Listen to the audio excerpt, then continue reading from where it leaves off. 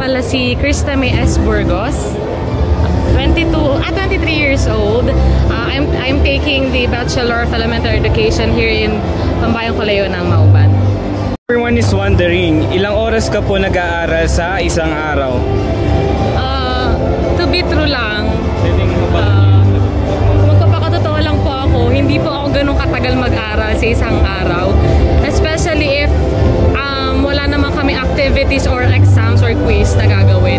But when I have a quiz, of course, nagtatagal talaga ako ng almost mga 3 to 4 hours just to review my quiz. Number 3, ano-anong mga study habits na pwede mong i-share? Ang pinaka-study habit ko po talaga na sineshare ko na rin sa mga kaibigan ko at sa mga kakilala ko. Sa pagdating sa pagre-review po, ang ginagawa ko, every evening, binabasa ko lang lahat yung mga reviewers ko. With comprehension but without hindi na yung memoryahin mo na agad. Then, the next day, aagap ako ng gising, for example, 2 AM or 3 AM. Then, doon ako magsisimula talaga mag-memorize at i-analyze yung mga nabasa ko.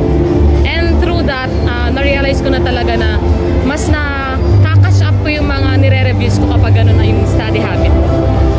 As a spokesperson, anong mensahe mo sa mga mag-aaral ng PKM at ng buong Mauban?